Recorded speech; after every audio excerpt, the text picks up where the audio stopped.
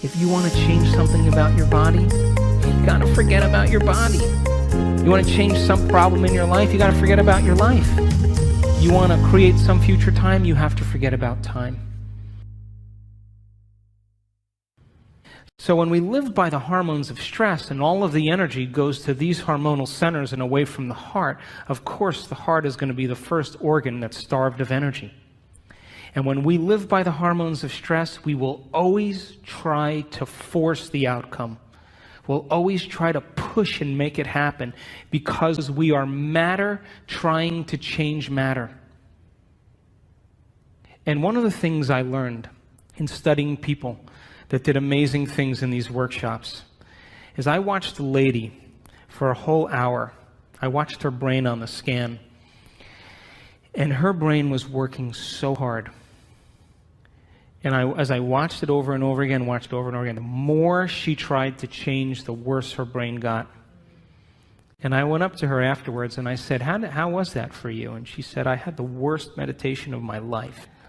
And something clicked in me in that moment, and I knew that most of us, we try to use our brain to change our brain. We try to use the ego to change the ego.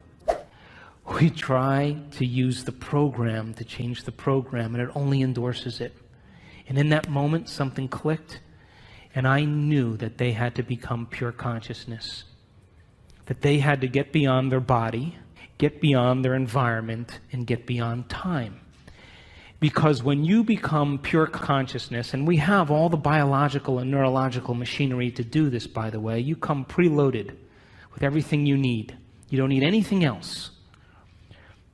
That when you forget about yourself, when you become nobody, no one, no thing, nowhere, no time, and you become pure consciousness, a thought impossibility. The moment you are consciousness, now you have dominion over your body. Now you can change something in your environment, and now you can create some future time. And the moment we saw people become pure consciousness, and we will talk about that after the break, the brain naturally gets organized. The hormones of stress, when we are under the gun of the fight or flight nervous system, the brain and the heart move out of rhythm. It's like a group of people playing the drums all at the same time with no rhythm. It's noise.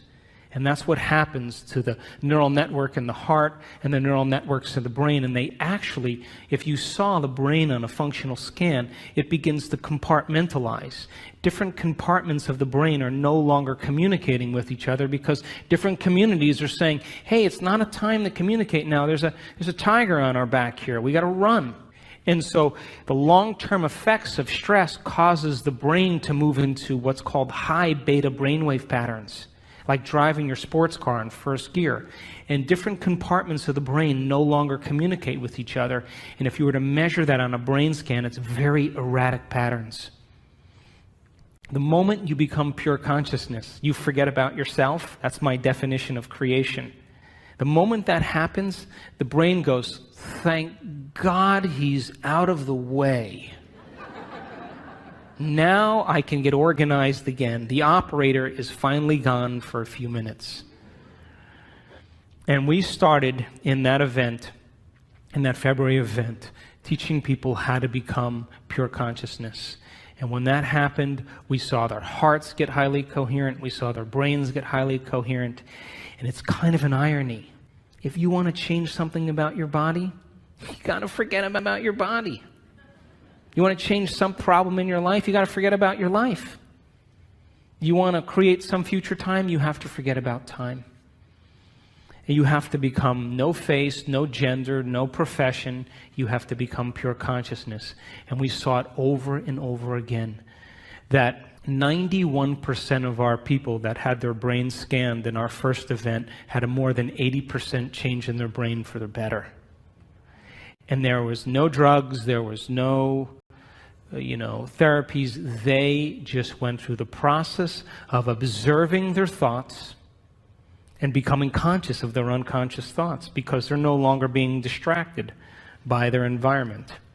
Pay attention to their behaviors and their actions, and look at the body as the mind and the emotions, and master that.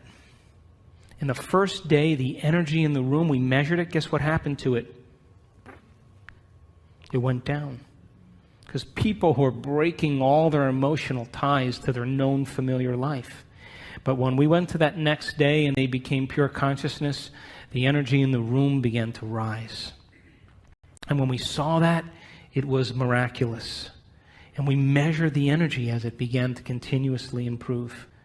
And when we did our event in July, we started seeing people having enormous amounts of energy that were stored in their body travel up through their heart and into their brain.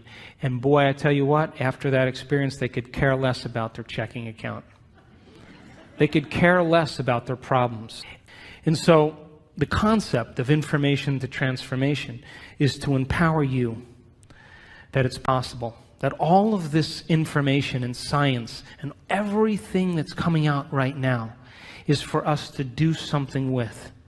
And this is a time in history where it's not enough to know. It's a time in history to know how. And when you give common people the opportunity to understand the truth about themselves, and then you inspire them to go out and try it, to try it like a scientist. Hey, I'm going to change the way I think and feel. I should see some effect in my life. And the moment I can correlate the feedback in my life with what I did, I'm going to do it again. And so we've had people around the world heal themselves of all kinds of conditions. We've had people create new opportunities for themselves because nobody is so special to be excluded from this phenomenon. And the phenomenon is that you are a creator. And when you live by the hormones of stress, you forget that, and so do I. And when we live by the hormones of stress, we are always trying to change matter by being matter. We're being a brain trying to change a brain. We're being matter trying to change something in our life. But when people begin to understand how to apply these principles and they begin to practice them and make them a skill, and the more you practice it, the better you get at it. So think about this. What if you woke up in the morning and instead of getting out of bed and doing the same thing as you did the day before and going through the same routine as you did for the last 5 years, what if you woke up in the morning and you said, you place your hand over your heart and you say, I'm going to teach you what it feels like to be noble today. I'm going to train you to know what abundance is.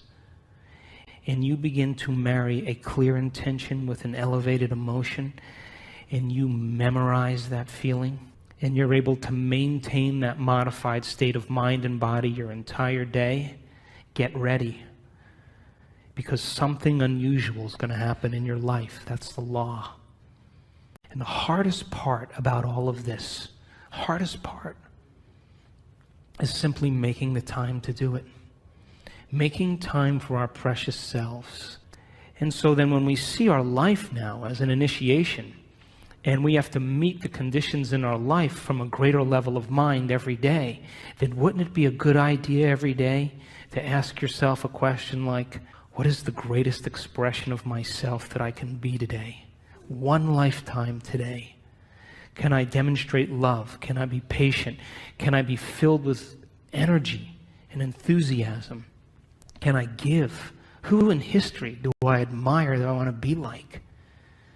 And you begin to rehearse a new way of being and begin to install the neurological hardware in your brain so you have the circuits in place that when you open your eyes, you're somebody else. And you get that heart-centered emotion going. You move out of these survival centers, and the moment you open your heart, it's a fact. The Heart Math Institute did the research. Take a clear intention and marry it with an elevated emotion, and you change matter. You alter DNA at a distance because the thoughts you think are like the electrical charge in the quantum field, and the feelings that you emote are like the magnetic charge. And how you think and how you feel broadcasts an electromagnetic signature that influences every single atom in your life. So what are you broadcasting every day? So if you were able to practice it and change your brain and body ahead of the environment every day, then your friends would go, "You look different. Did you change your hairstyle?" No. Really? Did you shave your mustache? No, never had a mustache. Really? Did you lose weight? No. Whoa, wow, something's different about you, because they're sensing a change in energy. And when you change your energy, you change your life. How many people are with me?